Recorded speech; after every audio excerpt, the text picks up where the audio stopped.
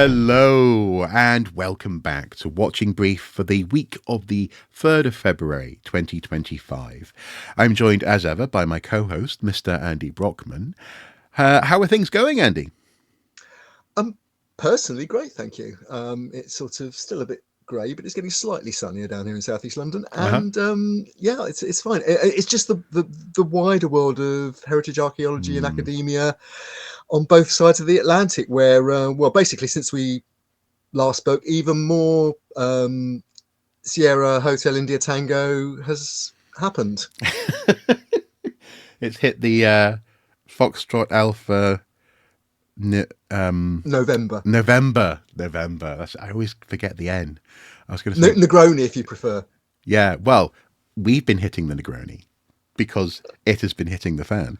Um, Yeah. yeah, no, it's been difficult, and particularly for US colleagues over the past couple of days in particular, there's been some really unfortunate, if not downright alarming, news in terms of research grants, applications, and key words that aren't well, either aren't allowed or are being used to flag research for potentially being unfunded or defunded. Including relatively universal words like on phrases like cultural heritage. Yeah, cultural heritage, women, the Yeah, word bias. I mean, yeah. how's any statistician supposed to talk about? you know.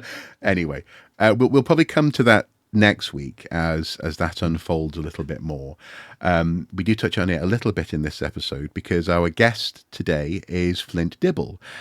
We invited him on to talk about happenings here in the UK, specifically at a Welsh university, Cardiff University, where he works.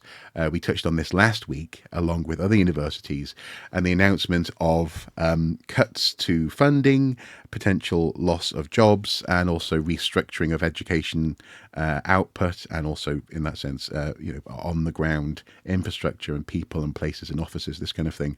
And the loss of Which subjects. and the loss of subjects, yeah, music in particular was highlighted. And we wanted someone who was on the ground to talk about it. So Flint graciously offered to come on the show. I think he did a pretty good job of communicating his perspective on things. I mean, what do you think people should bear in mind as they watch this interview? Um, I think and see how people see what people hear, but Yeah. hear what people hear rather. Um, but I think Flynn did a very good job at personalising Hmm. story. This isn't just about statistics, about percentages of jobs going, the fact that ancient history going, Hmm. ancient languages going, or whatever. It's actually about people, Hmm. and people's lives, people's jobs, people's families being affected because Hmm. they might have to find jobs elsewhere, take the kids out of school, find a Hmm. new house.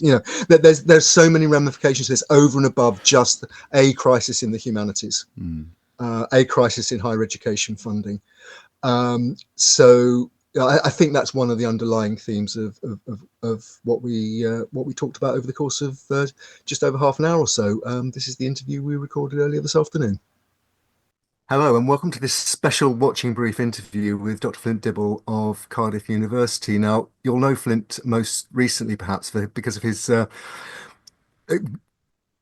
bold and brave struggle against pseudo-archaeology, and particularly Graham Hancock. But for this particular interview, we're going to be, or can't promise entirely, but we're more or less a Hancock-free zone because quite coincidentally, Dr. Dibble's found himself in the middle of another significant archaeological story in the last week, which is the announcement by the Vice Chancellor of Cardiff University that there are going to be major cuts at the university involving academic staff, including Dr. Dibble's department, and also the merger of schools and the loss of some subjects entirely, including things as diverse as music, but also nursing.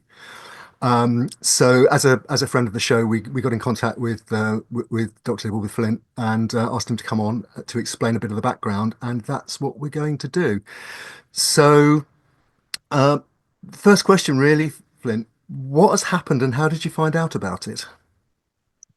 Well, what? I guess it was at this point last Tuesday.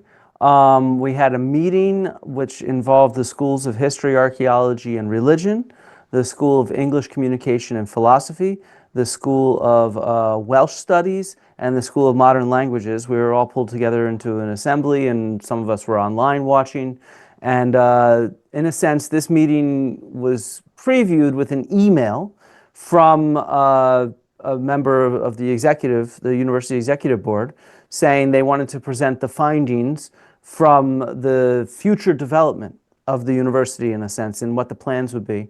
And that sounded just fine. It's like, we want to invite you to a meeting to discuss the future of the university. Great. And then the email cryptically ended by saying, we understand that this might cause some of you some anxiety. If you have anxiety, here are resources for you. And I'm just thinking to myself, and I was like, well, I normally would be excited to hear about a presentation on the future of the university, but now you're telling me this is going to cause anxiety. And so nobody had any idea what it was about other than it's going to cause anxiety. And so what that did was it created a situation that was very ambiguous and a lot of rumors, and nobody knew what was going to happen. And then when we got there, the presentation ended up presenting details about the future that were even worse than any of us could have ever imagined, which is the plan that is being proposed by the University Executive Board is to lay off 400 academics from Cardiff University, including an entire cut of the nursing school, an entire cut of the School of Music, and then within the School of History, Archaeology, and Religion, they want to discontinue the programs in ancient history, in religion, and in theology, in addition to cuts to various departments across the university, which are not very clearly laid out. So archaeology, the Department of Archaeology and Conservation, or the section of Archaeology and Conservation, is slated for cuts. We don't know how many, but they will be continuing archaeology and conservation in some form. But a lot of the details are unclear, is part of the problem as well. But certainly our allies and colleagues in ancient history, who I work closely with and teach with, as well as some in religion and theology. I share an office with a lecturer in religion. And so, yeah, so this is what's proposed. It's a very severe set of cuts across the humanities, across the four schools that were part of that meeting. We were told that 120 FTE are proposed to be cut. And we had no idea what this was out of. And so somebody asked a question at the meeting, and the answer was, well, the total number of staff FTE in those four schools is about 240, which are not all academics, by the way. That includes bureaucrats and administrators and professional services staff. So the goal is to cut over half of all the academic staff in those four schools. In addition to the cuts in the School of Music, that tells me that they're going to be cutting well over half of all the academics in the humanities at Cardiff. Yeah. And right, and obviously listening to you and having read the coverage, our viewers will recognize that, with the exception of the School of Nursing, perhaps we can talk a little bit about that separately in a minute, but the burden of these cuts is falling largely on the humanities, which has happened elsewhere in higher education institutions and universities which have announced similar sort of cuts programs. But can I just wind back a little bit to the beginning, though? When we were prepping for this interview, I found a BBC report from 2023, November 2023, in fact. So a little over a year and a few months ago, when the current university vice chancellor, Professor Wendy Larner, took up her post. And for people outside of the UK who aren't familiar with the term, a vice chancellor is effectively the university managing director, if you look at it in Mhm. commercial terms, the chief administrator and strategic officer. And Although she's a geographer by background, she'd been at the University of Bristol for some time, just over the Bristol Channel from you in Cardiff, but then have most recently been in New Zealand with a senior Mhm. job at the Victoria University in New Zealand. Um, when she took up the post in Cardiff, and at around, I think it's about £290,000 is the remuneration for that particular role. Yes, that's what I've read as well. Yeah. Yes, yeah. Um, she basically said that the higher education funding model was broken, Hmm. that she was in regular and constructive contact with the higher education sector, and it had been a really tough few years for students, and said a lot, a lot of motherhood and apple pie comments. But then highlighting things like the differences in tuition fees. Wales charge students slightly lower than in England. She basically signalled that changes were coming. She said, with our home students, the fees don't cover the cost of education, and the money we get for our research doesn't cover the cost for our research. And then she went on to say, we are in the moment when the model for higher education is in question. It's in question by governments, by publics, by staff, and our students. We will need to be different for the future. And then she said that they were going to, she was going to be having a conversation with you, the staff, amongst others. What form did that conversation take, or were you aware it was even going on? Well, I was not super involved in that conversation, partly because when it was happening, I was dealing with cancer diagnosis and prepping Sure. to go on Joe Rogan, and I do not have a permanent faculty position here at Cardiff. So I was too busy and not as invested as I would have liked, I suppose, to do that. So I'm the wrong person to ask about that. They call it the big conversation, and they sent a series of emails and they had meetings. From what I gather from my colleagues, a lot of the decisions that were made just recently were completely divorced from the meetings that they had, and that the information they gathered and whatnot, again, completely divorced from it. As far as I can understand, there's two major precipitating factors to the financial struggles that Cardiff and a series of other universities have. One of them is debt due to construction. So I guess nearly a decade ago, well before I got here, Cardiff University planned out the construction of an extremely expensive building called the Spark Building, where the goal was, and it was extremely expensive. I guess from recent reporting, I saw that there's something like 400 billion pounds of debt right now that Cardiff has due to the construction of this campus. And the goal there was to a building where the local community and businesses could come together with people from the university, and it would foster innovation and this kind of jargon. And from what I gather from colleagues, again, I have nothing to do with Spark, but it seems like that building's not being used a ton, and it really just seems to be dead space. And now there's all this kind of, maybe not completely dead space, I don't want to denigrate what is happening there, but the cost of that building was completely unsustainable. When the news reports show that Cardiff has nearly 500 billion pounds in funds available for spending, but the problem is most of that is earmarked towards the debt for this construction. And so that's one major problem. And I know that's a problem at universities around the world. Not just in the UK, but around the world. Universities, they embarked on all this unsustainable building, which left all this debt on their balance sheets. And then the executives that were in charge of building those buildings, they got a raise and a promotion and moved on to some other university where they're paid even more. And the universities are left with this kind of debt. And now they have to figure out in this challenging environment how to cover those costs. And then the second obvious challenge, and this is much more UK specific, is as you mentioned with the caps on home students, Welsh and English and Scottish and Irish, UK students, the caps on tuition, that's not enough to cover the cost of education, which is true, but this also it coincides with a major decrease in funding from the government, from public sources, from taxpayers. It used to be that the government funded higher education, and that's why higher education in the UK excelled and had such a fantastic international reputation. Same thing in the US, where I'm from. State schools were largely funded by state governments, and that's why they were so such phenomenal opportunities for state students to go to, and they provided world-class education. And with recessions in the last couple decades, that kind of funding has just completely dried up. And so what that means is in the UK, there's a huge over-reliance on international students.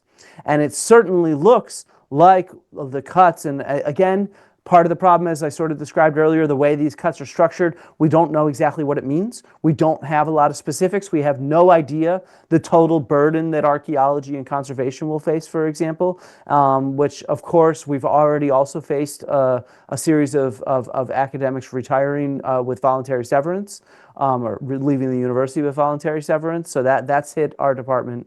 But the administration has mentioned that voluntary severance will be part of these cuts. So we don't know how many more will hit archaeology. Hopefully not many, but we don't know the numbers. So what that means is international students are what funds the university's operations, but due to Brexit and due to recent visa rules, we all know that international students are choosing to go elsewhere rather than the UK now. And so that hits the bottom line. And it seems like sections and departments and schools that have few international students and mostly home students are the ones that are being cut, which to me is this travesty, because what that means is, we're servicing local community with local students coming and taking ancient history classes, and now those courses won't be available. Yeah. And another factor I think was also mentioned by your senior management team around this was the recent, and it's a government choice, a recent government choice to raise the amount of national insurance that's paid by employers. I know one university whose national insurance bill has gone up by about £3 million because of the size of its workforce. So that's another thing. I mean, and again, just to put this in perspective, I think I'm right in saying uh, the university claims this is all necessary because of a current deficit of just over £30 million, I think. Is that right? Yeah, that's what they have published as their their annual operating deficit is about £30 million. Yeah. Yeah. Yeah. I I mean, just sort of moving on. We've talked about the humanities, but this is also, I think, particularly in Wales, we need to explain this is very much a political issue, isn't it? Because obviously Cardiff is the capital city of Wales. You're just up the road from the Welsh Senedd, the Welsh Parliament, and in fact, as I Hmm. understand it, there was a demonstration outside Senedd yesterday. Yeah, I could not go because I was listening to dissertation presentations. So it's something I could not Work duck goes, out of work to. must go on. Yeah, unfortunately. I mean, the presentations were phenomenal. The students were phenomenal, but yeah, so I could not make it, unfortunately. But I know some colleagues were there. Dave Wyatt, who's an ancient historian who also works with the Kyre Iron Age Hill Fort here. It's a large community project. He was there protesting, and he also did some interviews with media while there. And I'll be having him on my YouTube channel actually next week to talk about the impact this could have and his views on community engagement. So yeah, and that's one of the ways where I think this is hitting archaeology, because look, within the School of History, Archaeology, and Religion, there's a lot of overlap between our different sections. So what that means is my office mate, who we have no idea again who's going to be cut and who's not, but he's partly in the religion and partly in the ancient history sections. So that means he's probably SOL, right? Shit out of luck. I don't know if I can say that on here, but whatever. And We're an so, adult we channel. have, the archaeology program here and section is very closely aligned, of course, with the ancient history section. Yeah. So, there are archaeologists who are also ancient historians who are primarily aligned with ancient history, but they collaborate with archaeology. So like Dave Wyatt is one of those. And then there's those like me, I'm more archaeology, but I also do ancient history. And so I'm in the archaeology section, but I teach and do other things with ancient historians and collaborate with research. And so, yeah, how this will all line up is a big mystery. And I mean, I'm definitely very supportive, though, of all my colleagues in ancient history, as are those my other colleagues in archaeology, and those of us that are kind of in between the two. And so, we don't know how this is all going to shake down is one of the big problems. Yeah. I mean, that's something we've observed. I mean, we've covered, unfortunately, had to cover a number of these stories now from Sheffield and Worcester and other Yeah. places. Something we've certainly noticed is the way that the staff and student bodies have come together under pressure to do their best to fight and mitigate what's going on, because obviously you're in the front line, but even more actually, perhaps the students, your students are in the front line, and they're being put in a position not knowing perhaps even whether they're going to have a how their courses are going to finish. So Well, that's certainly a situation we had at Sheffield. thankfully, the executive board said that they're going to make sure that we teach out the current courses and for current students that are enrolled. So hopefully, we're trying to assure all of our students that they will not be personally impacted. Though, of course, if industrial action is taken, that can impact them. And it's extremely demoralizing, to know that this is going to be cut. We're probably going to see staff trying to get jobs elsewhere, of course, because their jobs are under risk. So, of course, everybody is impacted. So saying these courses are going to be taught out is not the same thing as the practical impacts on everybody. And the students have been very active. I want to emphasize that. There's currently a petition available. Please look it up. I hope you'll include the link here, to save ancient history. That is a student-led petition. And then the Anarch Society, the ancient history and archaeology students, they are working right now to put together interviews and to publicize what's going on. In many ways, I have to say the students are amazing. They are far more active around this issue than even some of my colleagues are. I think my colleagues have a different kind of burden. I love my colleagues, but there's a burden of, we don't know what's going on. We don't want to put out false information. We also don't want to demoralize students, and we don't want to shoot ourselves in the foot because, many of my colleagues will still be here. They'll be teaching archaeology, and we want to make sure that archaeology instruction and research continues. So we don't want to shoot our future in the foot at the same time. So when I say that, I just mean also there's a certain vigor and willingness to speak up that students have. And that's really good, and I fully support them. And I'm going to be also platforming the students on my YouTube channel to try to give them a place to speak up. Yeah. And I think we'd certainly extend an invitation for them to join us on the watching brief Okay, as I'll well. tell them as well. Yeah. Please do. Yeah. We want to get as in the round of you as we can. Just going back to the wider dimensions, particularly in terms of Wales and Welsh culture and so on, but also Welsh politics, which are really indivisible, I suppose, and particularly given your location. And it also ties in with the what you were saying just now about the fact you had meetings that appeared to be disconnected from decisions that were made or maybe had already been made. Who knows? I mean, certainly, and I know you had a chat on your archaeology Flint Dibble channel with another good friend of the Watching Brief, Professor Umberto Albarella from Sheffield, and certainly what you were saying there chimed very much with what Umberto was telling us when the whole Sheffield row was going on, that the SMT appeared to have made decisions which they were then retrofitting with reasons. And certainly their staff and students felt actually used that in some cases that meetings that they'd had were then being quoted as supporting what the university was planning, when in fact cuts had never even been mentioned in the meeting.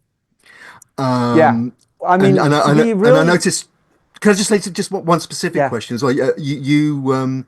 You, for example, went into detail on your social media threads about the way that they'd used or in your, as you were arguing, abused statistics. Yes, and that's something I think is really important to recognize. Is there's two conflicting issues here. Is there's a lack of detail and information, so we really don't have clear data on how the decisions were made, how they expected to save money, and all this kind of stuff. Because obviously, if you make these cuts, you're also making cuts to what students can take, right? So that's going to impact students coming in and things like that. And so there's a complete lack of transparency there in any of the decision making and the details and the data behind it. The second thing is the data that is being presented seems to have a lot of problems with it.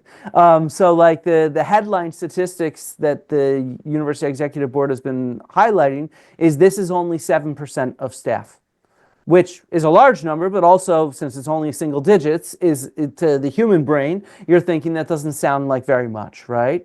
And so the reality is that stat is extremely misleading, because in all the meetings they've had, and certainly in our meeting, and from what I've heard of meetings elsewhere, is these cuts right now that are proposed are only to academic staff, And after the academic restructuring has taken place, they're going to also then cut administrative and professional services staff to reflect the reshaped university. So it's 7% of all staff, but it's actually closer to 15% of academic staff, since about half the staff at the university are academics.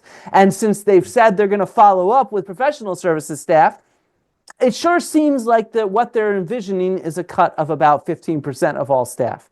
Again, we don't have clear data. They've not proposed the next phase. It's tough to tell, but that's certainly what the implication seems to be based on what they're saying. And that 7% is extremely misleading. And then the second thing is these cuts, just like they're not divvied up equally, it's only towards academic staff. Within the academic teaching and research staff, it's not divvied up equally. So this is only towards internally funded academics, of course, and it's disproportionately distributed towards certain schools and departments and whatnot. So very much towards the humanities. I mean, you know, I don't have access to full stats. I'm actually working with some people to try to get a better sense of full statistics, but me just kind of eyeballing what they've said and trying to make it make sense and add it up between music and those four schools, it seems like 60% or more of all, and especially more of all internally funded academic staff will be targeted by these cuts. And so this is just a complete decimation of humanities subjects, which is, it's amazing because that's really very much cultural vandalism, right? You know, we are talking about just decimating the teaching of humanities subjects, broadly speaking, here at Cardiff University. And at the same time, as I mentioned in that thread, and as you're implying and talking about, this has to do with Welsh politics and Welsh culture. Well, you know, at the same time, there's all these cultural institutions here in Wales that are completely underfunded and are also facing potential closures. So the National Museum of Wales just announced that they're closed right now for building maintenance. And they announced not that long ago, like 4, 5, 6 months ago, something like that, that they might need to close their doors completely due to lack of investment because of the state that the building is in. And there was a recent report commissioned by the Senate here, which it's a report from the Senate, and it was reported in it was the Art Association, I think it was, where Wales actually ranks second to last in Europe for funding cultural institutions, and this is per capita, so per resident in Wales. It's second to last in Europe, and we can see these trickle-on effects with, you know, just not that long ago, a couple of years ago, the Cardiff City Museum was under threat of closing completely. And so there's this major headwinds towards cultural institutions here and towards culture itself, and we're seeing this at the university higher education level with these kind of cuts as well. Yeah. I mean, one other just political angle I picked up when I was doing the research for this interview was, and again, we're yet to see where it turns out, but there have been suggestions, for example, because the other big victim in these proposed cuts is the School of Nursing, which seems absolutely bizarre given that we know that the National Health Service in England and Wales has a shortage of staff, particularly nursing. We're importing nurses from other countries, particularly the Far East and South Asia and so on. And that seems completely counterintuitive. If ever there was going to be a lucrative source of students with a steady stream of a viable job, a viable career, that would be it. But then there've been suggestions that in fact the university is, in fact was in negotiations before the cuts were announced, to offload the nursing school to another educational body. So we've got lots of complexities in this. I mean, okay, bringing this sort of section to a conclusion, Flint. What's your feeling for what happens next? What's the timeline that you've been given for what happens next?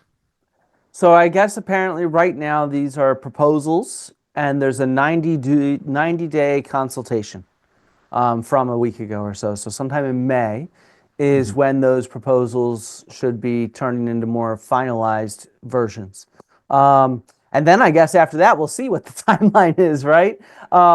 And that's that. Yeah. So that's what it is. We have no idea. I mean, the idea is we all put forward business proposals and proposals to the executive defending what we do and with alternative ideas and things like that. as I was talking about with Umberto on my channel, I was trying to get a sense of what happened with Sheffield for that because it was the same sort of thing. Oh And yeah, his point was yeah. we were not listened to at all. And so I really don't know. The UK higher education is somewhat new to me. So I have no idea how well the administration here will listen to us. Given the communication so far, I'm not personally optimistic. I can't speak for all my colleagues, but I certainly know some others are not very optimistic either. So that is that does not give us much hope. Me personally, I am on a temporary contract, a fixed contract, so I am not very optimistic about my own position. So we will just see. I mean, I obviously would love to keep teaching students here. I think the students here are phenomenal, but I imagine they're going to go for people on fixed contracts before they go for people on permanent contracts. Um, and then I imagine that a lot of the cuts will be within their proposed departments. So yeah, the mood here is glum and shocked. I think we're still all shocked, if you see what I mean. And there's no real clear unified response yet. There was a meeting of the union today, but I could not make it either. But I will soon see what the responses are and what the proposals from the UCU are for how to respond. So yeah, there's all these competing different factors as well. So yeah. Just to explain for our viewers who might not be familiar, the UCU is the University and College Union, which is effectively is the trades union for primarily for academic staff, and Yeah. have been in the lead on all of these cases. Again, we had dealings with the UCU and through Umberto when we were covering the Sheffield story, and they're getting horribly familiar with dealing with these things now, I guess. Um, and Yeah. so we are where we are. I mean, just on the issue of outside support, two things really. First of all, have you had any support so far from bodies within archaeology and the humanities, or will you be seeking that kind of support? And also, people who are watching this, what would you like them to do? Yeah, I mean, I've seen social media posts from various institutions in the humanities and archaeology coming out in support. And I've seen some statements from local politicians saying that this is too drastic and too harsh and sort of condemning the way that it was communicated. So. I mean, we'll have to see what that means, right? I think that's part of the problem. There's so much ambiguity, and what do these statements actually accomplish? How are they actually going to sway the executive board, if you see what I mean? And unfortunately, from what I've seen in my few years here in the UK, is the executive boards of universities does not seem to be swayed by much. It does not seem to be swayed by industrial action. From what I've seen, there were extended industrial action, 2 years ago? That was when I was actually on sick leave and recovering from cancer treatment at the time. So I did not even take part in it. But from what I saw, there was not a ton of impact made. Little things, but obviously with cuts coming in right now, nothing durable. So yeah, so I worry for the sake of Cardiff University and humanities here and nursing as well. And then I worry for the sake of higher education in general in the UK because a lot of universities are announcing these cuts at the same time, which also to me, maybe this is a complete conspiracy theory, but it sure seems like this coordination of all these universities announcing cuts at the exact same time is trying to get lost in the herd. It's trying to, nobody can be blamed if they're all doing it at the same time. Nobody can know who to target and say, hey, this is responsible. These people are acting in bad faith. We're appalled at this because they're all acting at the same time. It gives them cover to make these kind of cuts, right? And so, Absolutely. I mean, I just point out the week that the Cardiff cuts were announced, a research professional, I think, quoted three other major higher education bodies, universities, and the cuts announced were pushing 1,000, I think, just that week. yeah. So you're right. It's a developing story, and it's not going into reverse. I think anytime No, and soon I think either. other universities will probably jump on board because, like I said, it's covered to do this right now. And so Mm. it's just, and it's also kind of like adopt a really strong bargaining position so that when you concede on 10% of these cuts, well, then that makes them look better. And it's like, oh, yeah, then the union accomplished something. And it's like, no, I mean, I think the union needs to work, and saving 10% is worthwhile without a doubt. I don't want to say that. But obviously, with such a strong headline first announcement and the cover of every other university, in a sense, or 25% of them or whatever, doing that, it's a tough position to push back against. So what can people do? I strongly encourage protesting, writing letters, making your voice heard, in a sense. I think if you're an alumnus or alumna of Cardiff University, write letters to the university executive board. Their addresses are there. Sign the petitions. They also give some instructions on letter writing. Make noise by showing up at protests. Write to local politicians. Call them up and make noise. I think that, the funding model is problematic. And to be frank, I mean, like I said, I can't. I just I don't know. Is the answer. This is the world we live in, where there's so many bad things happening right now all over the world, where it's sort of like it's tough. But I am firmly committed to speaking up and being active about this. We have to fight for a better future and a better world. What specific action is going to have an impact? I don't know.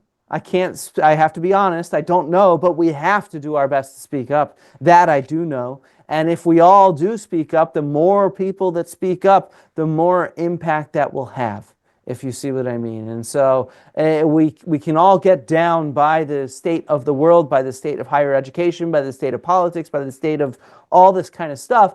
But the only way to make a change is for us all to actually do the work of speaking up and saying, hey, we have to make a change. So in that sense, as a historian, I am optimistic in the future because I've seen humans solve problems just as big as these problems that we face are. But that's going to involve us all actually being active to solve it. And so that's what we're going to have to slowly wake up and actually do that work. So I think any and above, the more you can do, the better. Yeah. And right at the end, I have to just pick you up really on a theme that you've just highlighted there in your peroration, and that is obviously, as people know, as people can hear, you're American by background, although you're working in Britain at the moment in Wales. What do you think and see when you see the chaos that's affecting heritage and archaeological colleagues in the United States at the moment, the fallout from the Trump executive orders, effectively freezing funding and putting any funding which has certain keywords, including cultural heritage, under threat of being withdrawn, even retrospectively? What are you hearing? What are you feeling watching this from the side of the Atlantic? I think there's a lot of similarities between what's going on here in the UK and what's going on in the US, in the sense that, first of all, has it only been 3 weeks? It feels like it's been 4 years already. But so I mean, look, there's so much flooding of the news with noise. And so it's kind of like all these things are happening at the same time, just like there's all these cuts in UK higher education happening at the same time. And what that does is it creates that cover again for these actions, to some of them to go unnoticed, some of them to go unchallenged, because there's so many things happening at once. And then there's also a lot of unknowns, right? So just like we don't quite understand what the cuts are going to be at Cardiff University, the actual impact of some of these executive orders, some of the memos that have frozen funding have been rescinded as they were sued by a state's attorney general. And so there's a lot of unknowns of what's going on. And so we don't really understand how there's a list of keywords published that will flag applications. We don't know if funding that's already been awarded is under risk or not. After all, that is contractual and has been assigned by Congress. And so if it ends up being cut, it'll certainly be subject to the courts rather than just President Trump's decision. So there's a lot of unknowns, and we really don't know. It certainly does seem like there are a lot of risks, though. Just like here, it looks like there's a major risk to funding for research in particular, for various research organizations. We've heard a lot of issues with NSF and with NIH, so they fund medicine and science, including archaeological science and anthropological archaeological research. So yeah, it's going to probably have a major impact. But right now we don't quite know what. It just looks really bad. And again, we need to work to call our representatives in Congress and stuff like that to try to save what we can. Yeah, and I think it's worth pointing out, if people aren't familiar, archaeology is really a very international discipline, and Yeah. that and many projects, particularly outside of own borders, are internationally based with maybe a number of partners. So an American Hmm. university might partner with a British university to do a project in Greece or in Egypt or India or whatever, and these are so the impact of this isn't just confined to United States and United States institutions. I think I'm right in saying. No, not at all. I mean, I collaborate here based at Cardiff University on an NSF application. So, like that's super common. That a grant from the EU might be helping support research at a university in America, right? And vice versa. And it's not just archaeology. This is true for all the sciences and Yeah. humanities. Especially the larger grants are oftentimes collaborative between a number of universities. And while the principal university needs to be based in the jurisdiction of that granting body, the collaborators do not. So yeah, that's super common. My dad has had grants through the NSF where most of his co-investigators on the grant were not based at U.S. universities. So yeah, it has a large effect in general on the field as a whole, internationally, and not just in one location. And so same with these cuts at Cardiff University, it's going to impact colleagues elsewhere because of the fact that there's collaborations that go on. So yeah. So I guess to conclude, we're reporting on a sector that is under a lot of pressure at the moment.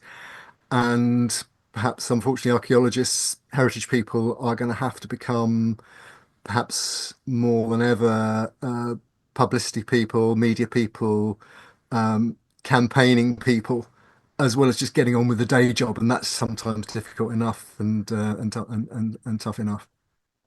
Yeah, I think there's 2 points from that. One, I think that's really true. I've been trying to push my colleagues to speak up more just in general. Every time I give a talk at a university on public engagement, I just say, look, if every single professor in archaeology just made one YouTube video a year on their best, teaching lecture, we would flood the internet with good information, and we'd show the world why we're so relevant because we'd have so many more eyeballs, which would build up goodwill. Politicians would see it. If we could just all chip in and be a little more public facing, it would demonstrate the relevance of what we do. The second thing I think that you said that's really interesting is kind of like these challenges that we face. It's really a disinvestment in the future. Like the world we live in, I'm a historian, right? And if you look at the history of the world, so much about the quality of our life today is based on an investment in education and research and teaching. And by cutting this, what we're doing is we're diminishing our own futures. And so, anyone can see that, but historians can see that really well. And so we have to convince the public that we need to invest in our future. And the best way to do that is to invest in science and in education and in research. So, yeah. And I think that's probably a very appropriate point to end on. Dr. Oh, wait, Flint. one last Oh, point go on, go on. about public engagement. I just want to make it clear to everybody, there's a fantastic platform right here. I have a YouTube channel as well. Yes. We should all be working with building new platforms, but also work with collaborating with existing platforms so that we can all boost each other, because in the end, it's about establishing, in my mind, a solid ecosystem where we're all supportive of each other. It's where the rising tide rises all of us, And that's a comment actually that I've heard from a number of political podcasts and so on recently, that it's about getting out there and doing stuff. Yeah, exactly. Yeah, so don't be depressed, do something. Dr. Flint Dibble, thank you very much for talking to the Watching Brief this afternoon. Thank you. It was a pleasure. Yeah. And there we have it. At the moment, a sort of holding pattern that's so familiar to us, particularly, for example, when talking to Umberto Arborella of Sheffield, of having to try and ground truth, as archaeologists often say. That is, the simple fact of the matter is there's lots of room for hyperbole, for people to get emotional, for fear, and for rumor to fog up the lens. But actually, I think Flint did quite a good job of both tempering the more extreme concerns, because we don't know, but also as well flagging the fact that some real stuff is actually occurring, real life. This is real, folks. This is not a drill. And I think that one of the things that struck me most about it as well was that in the same way as Professor Umberto Albarella did when we were talking to him about what was happening in Sheffield, and we covered that story in real time as well as we're now starting to cover the Cardiff story. It was how collegiate the response was. It wasn't just a few academics getting worried about their jobs and writing to the vice chancellor. It was the trade union involvement, student involvement, as people perhaps with the most literal investment in their education in those departments, because they're paying north of £9,000 a year just on tuition fees. So it's in a sense it's optimistic in the way that it shows people coming together, but it's the question he left us with, I think, was can we be optimistic about the way that actually we're responding? Are there lessons that should have been learned that haven't been, and what will happen going forward? Because this is a story that we're going to be reporting on for some time to come. Yeah, no, I agree. And after the interview had finished recording, I did chime in our closing conversation between the three of us with the observation that that we have seen similar problems, similar moments of crisis in the past few years, where the response from organisations who you would hope would have something to say, whose job in fact it is to be there to talk about the value of archaeology to the public, to government, and also to the industry itself, have been reticent. They've dragged their heels. They've put statements behind paywalls, for example. And I sort of wonder whether... Or not made statements at all so far. Yeah, or not made statements at all. And I wonder whether they can learn this lesson in time, that being quiet, being the gentleman, as it were, having a sort of good chap approach to campaigning, if that's what you're doing by being quiet. I think, look, I think they might argue, naming no names, but we know who they are. Yeah. We've talked about them often enough on the Watching Brief. They would say, well, it's not our job to lead public campaigns. We're influencers. We work behind the scenes. We have meetings. We tell civil servants. We tell ministers. The value of what we do. I think the problem is there's precious little evidence of that. There's very little evidence of it. There's very little record of it in those publicly available records from Whitehall. But also as well, there's the private meetings can be ignored privately. A public voice has to be acknowledged in some capacity, and in this instance, often we hear things being couched in a sort of keeping powder dry sort of tactic, where we're saving our capital for when it really matters. But how many more times are we going to see this happen before the ever encroaching erosion of what little mountain, if not molehill, archaeology actually has in terms of public consciousness, political capital, and also as well academic import. How much more of that is going to disappear before one of these organisations really steps up? And I mean this in a way that's beyond making a hashtag, beyond a slogan, beyond of dragging your heels and having someone embarrass you into making a statement. I'm happy to say, and on a few occasions, I have embarrassed a couple of these organisations into making statements, but I don't want to have to keep on doing that.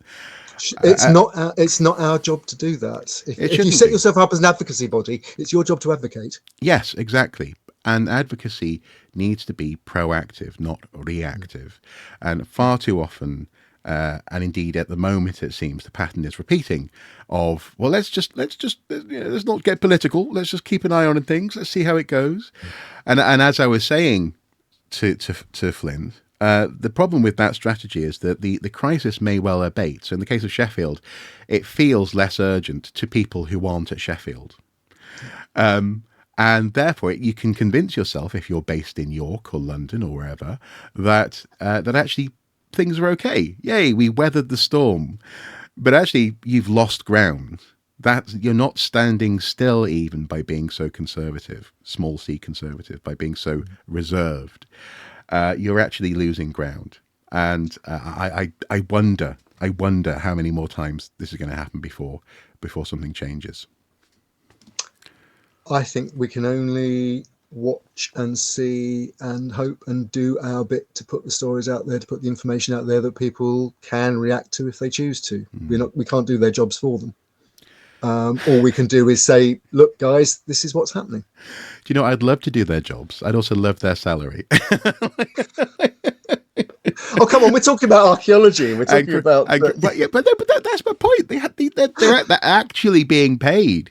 But also, as well, to be fair, one of the key things I would do if I was doing those jobs is I would be as collegiate, collaborative, and wide-reaching as possible. And that's a very basic thing. And it doesn't seem to be the instinct far too often. But thankfully, it has been and often is amongst people who are sort of who are our peers. So in this instance, Flint is getting the ball rolling. We've heard that his students are also planning on being vocal and making video content, etc., about what's happening at Cardiff. We saw similar at Worcester. We saw similar at Sheffield. So maybe bit by bit, actually, what will happen is that these larger organisations will be shown to just be full-on irrelevant. If they don't want to be relevant, then they'll end up being irrelevant. That's the danger they face, and that will create, I think, another problem for archaeology in the way archaeology is perceived, because who would fill that role? Yeah. Anyway, guys, that's been Watching Brief for this week. Please do comment below. Please do consider signing the petition, which is the link of the week on screen, and also obviously below in the video information. In the meantime, do consider supporting us on Patreon. I haven't put a Patreon ad in the middle of this video for obvious reasons. Do consider supporting Andy's Ko-fi, and do let us know if something similar is happening in your world. If there's something that you think we need to know about, or that other people need to know about, we can help you to tell that story in ways either meaning that you can come and be on screen, or indeed we do, as Andy often says, we do protect our sources. So if you want to be on background, if you want to just nod as in the right direction, then we have ways and means, do we not? We do indeed. We do indeed. So, yeah. Thank you for watching. Until next time, take care. Bye-bye. Bye-bye.